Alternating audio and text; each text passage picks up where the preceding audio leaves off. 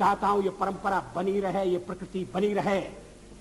सत्ता का खेल तो चलेगा, सरकारें आएंगी जाएंगी, पार्टियां बनेगी बिगड़ेंगी, मगर ये देश रहना चाहिए, इस देश का लोकतंत्र अमर रहना चाहिए। ये वो अटल जी थे जो सत्ता के खेल को अपनी पार्टी के चरित्र के खिलाफ बताते थे। हम संख्या बल के सामने सर झुकाते हैं और आपको विश्वास दिलाते हैं कि जो कार्य हमने अपने हाथ में लिया है वो जब तक राष्ट्रीय उद्देश्य पूरा नहीं कर लेंगे तब तक विश्राम से नहीं बैठेंगे, तब तक आराम से नहीं बैठेंगे। अध्यक्ष महोदय, मैं अपना त्यागपत्र राष्ट्रपति महोदय को देने जा रहा हूं।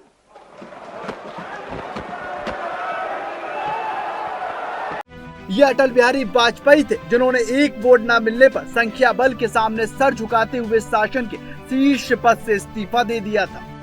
लेकिन वर्तमान में वही भारतीय जनता पार्टी 43 साल बाद इतनी बदल गई कि अब ना श्रद्धा अटल जी की बातों का कोई सिद्धांत रहा और न ही उनके विचारों को प्राथमिकता दी जाती है। इस नए क्लेवर वाली भारतीय जनता पार्टी ने देश भर में एक राजनीतिक ऑपरेशन शुरू किया जिसे सियासी गलियारों में ऑपरेशन लोटस नाम दिया जाता। जी हाँ, ऑपरेशन लोटस, जिसके तहत भारतीय जनता पार्टी हर राज्य की सत्ता की चाबी अपने हाथ में रखना चाहती है और कई राज्यों में इस मिशन में सफलता मिली तो आगे कहीं कार्य प्रगति पर है।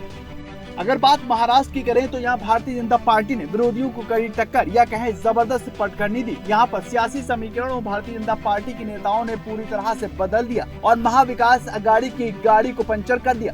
भारतीय जनता पार्टी ने मास्टर स्ट्रोक खेलकर पहले यहाँ यानी कि महाराष्ट्र में दबदबा रखने वाली शिवसेना में बगावत कराकर एकनाथ शिंदे को सीएम बनाया और एक कदम पीछे हटते हुए अपने ही नेता देवेंद्र फडणवीस को डिप्टी सीएम बना दिया। और अब सेम पैटर्न का यूज करते हुए भारतीय जनता पार्टी ने एनसीपी में सेंधमारी की है। शरद पवार के भतीजे और एनसीपी के नेता अजीत पवार ने एनडीए का दामन थामते हुए डिप्टी सीएम की शपथ ली। इतना ही नहीं, उन्होंने एनसीपी पर दावा भी ठोक दिया और 40 विधायकों के समर्थन की बात कह दी।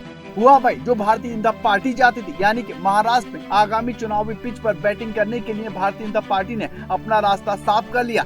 अगर शिंदे गुट को सुप्रीम कोर्ट से झटका मिलता भी है तो भारतीय जनता पार्टी के पास संख्या बल की कमी होने का कोई भी चांस नजर नहीं आता। आपको बताएं कि कमजोर होते उद्धव की शिवसेना और एनसीपी में फूट भारतीय जनता पार्टी के लिए सालों तक राज्य करने का रास्ता खोल देती है, यानी कि यहाँ भारतीय जनता पार्टी अब पूरी तरह से सिक्योर नजर आती है।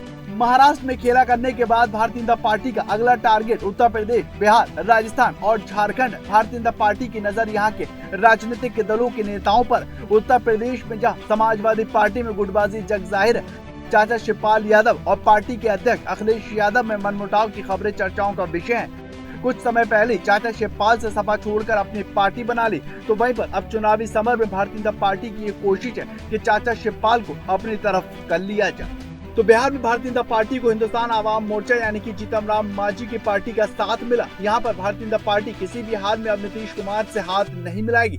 अब पार्टी की नजर राष्ट्रीय जनता दल आरजेडी के विधायकों पर। बात अगर राजस्थान की करे तो यहाँ कांग्रेस की दो नेता यानी कि सीएम अशोक गहलोत और सचिन पायलट आपस में कलह के थमने का नाम नहीं ले रहे और यहाँ भी भारतीय जनता पार्टी सचिन पर दांव खेलने की तैयारी कर रही है। देखने वाली बात होगी कि इन राज्यों में भारतीय जनता पार्टी का ऑपरेशन लोटस सफल हो पाएगा, क्योंकि इससे पहले भी भारत का हृदय कहे जाने वाले मध्य प्रदेश में ऑपरेशन लोटस सफल हो चुका है। यहाँ कांग्रेस के दिग्गज नेता ज्योतिरादित्य सिंधिया को भारतीय जनता पार्टी में शामिल कर पार्टी का राज्य की सत्ता हासिल की और ज्योतिरादित्य सिंधिया को केंद्र में मंत्री बनाया। इस तरह साल 2018 में कर्नाटक में हुए विधानसभा चुनाव में भारतीय जनता पार्टी सबसे बड़ी पार्टी बनकर उभरी, लेकिन बहुमत के आंकड़े से दूर रही। उस समय जेडीएस और कांग्रेस ने मिलकर सरकार बना ली, फिर ऑपरेशन लोटस चला। एक साल बाद इन दोनों पार्टियों के कई विधायकों ने एक साथ इस्तीफा दे दिया। इसके चलते कुमारस्वामी की सरकार गिर गई और भारतीय जनता पार्टी ने कर्नाटक में अपनी सरकार बना ली। साल 2017 में गोवा विधानसभा चुनाव में भी कांग्रेस सबसे बड़ी पार्टी बनकर उभरी, लेकिन यहाँ पर भी भारतीय जनता पार्टी ने ऑपरेशन लोटस चलाया और कांग्रेस के 10 विधायकों ने एक साथ राज्यपाल को अपना इस्तीफा दे दिया और भारतीय जनता पार्टी में शामिल हो गए। यहाँ भी भारतीय जनता पार्टी की सरकार बनाने में कामयाबी हासिल की। अब देखने वाली बात ये होगी कि भारतीय जनता पार्टी का 28 और 3 केंद्र शासित राज्यों की विधानसभाओं में सरकार बनाने का सपना साकार भी होगा। साम दाम दंड भेंट की नीति क्या भारतीय जनता पार्टी गैर भारतीय जनता पार्टी राज्यों में उनका किला भेदने में कामयाब होगी या फिर नहीं? Bureau report TNT।